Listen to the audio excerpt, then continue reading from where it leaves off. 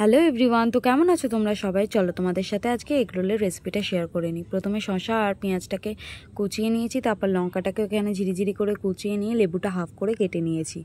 এখানে আমি নিয়েছি কিষানের টমেটো সস, আর এখানে নিয়েছি গোলমরিচের গুঁড়ো আর বিট লবণ। আমরা এখানে 4টে এগ রোল বানাবো, তাই 4টে ডিমও নিয়ে নিয়েছি। প্রথমে ময়দাটা একটা পাত্রর মধ্যে ঢেলে নিতে হবে, আর তারপর দিয়েছি এখানে পরিমাণ মতো লবণ, আর তারপর দিয়েছি বেশ খানিকটা সাদা তেল।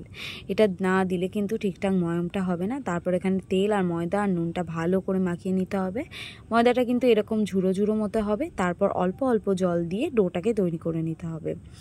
ডোটা কিন্তু খুব একটা নরম বা শক্ত ওরমভাবে বানালে হবে না। পরিমাণ মতো জল দিয়ে বেশ খানিকক্ষণ ডোটা করে রেখে দিতে হবে, এবং রেস্টে না রাখলে কিন্তু ভালো করে লাচ্ছা পরোটার মতো হবে না। তারপর এখানে ডিমটা একটা পাত্রের মধ্যে ফাটিয়ে নিয়েছি, তার মধ্যে দিয়েছি পরিমাণ মতো লবণ এবং লঙ্কা কুচি, সেটা দিয়ে ভালো করে মিক্স করে নিলাম।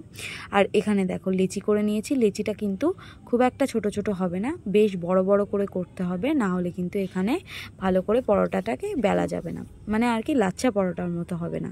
তারপর এখানে মাঝখান থেকে কেটে এরমভাবে ঘুরিয়ে এবার লাচ্ছা পরোটার মতো করে নিতে হবে। এটা সব থেকে ইজিয়েস্ট ওয়ে। তোমরা আরও অনেক রকম পদ্ধতি আছে লাচ্ছা পরোটা বানানো, সেগুলো ট্রাই করতে পারো।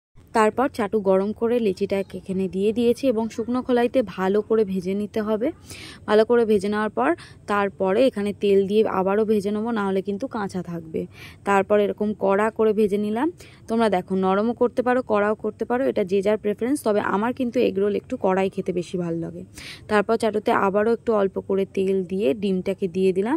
ডিমটা এবার ফাটানোর পরে কিন্তু চারিদিকে স্প্রেড করে নিতে হবে, নাহলে কিন্তু পরোটার পুরোটা কভার হবে না। দেখতেই পাচ্ছ, আবারও ডিমটা দিয়ে ভালো করে ভেজে নিলাম এখানে। আর আরেকবার কড়া করে ভেজে নেওয়ার পর এখানে দেখো পুরো পরোটার গায়ে ডিম কিন্তু স্প্রেড হয়ে গেছে। তারপর দিয়ে দিলাম শসা, তারপরে দিয়েছি পরিমাণ মতো পেঁয়াজ। দেখো আমার কিন্তু পেঁয়াজটা এগরোল একটু বেশি খেতে ভালো লাগে, তোমরা চাইলে কমও দিতে পারো। তারপরে দিয়েছি একটু কাঁচা লঙ্কা। কাঁচা লঙ্কাটা দেওয়ার পরে দিয়েছি এখানে গোলমরিচের গুঁড়ো। এটা দিলে কিন্তু টেস্টটা খুব ভালো আসে, আর বেশ ভালো একটা গন্ধও বেরোয়।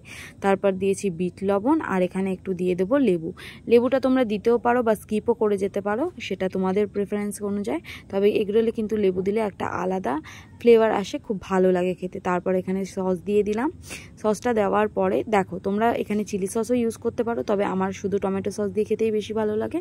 এখানে মুড়িয়ে নিয়েছি, আর তারপরে একটা পেপার দিয়ে নিচের পার্টটাকে ভালো করে আটকে দিতে হবে, না হলে নিচেরটা আর কি জিনিসগুলো ওই পেঁয়াজ লঙ্কাগুলো বেরিয়ে যাবে। এখানে তো আমাদের এগ রোল রেডি। দেখতে খুব সুন্দর হয়েছিল, আর খেতে তো অসাধারণ।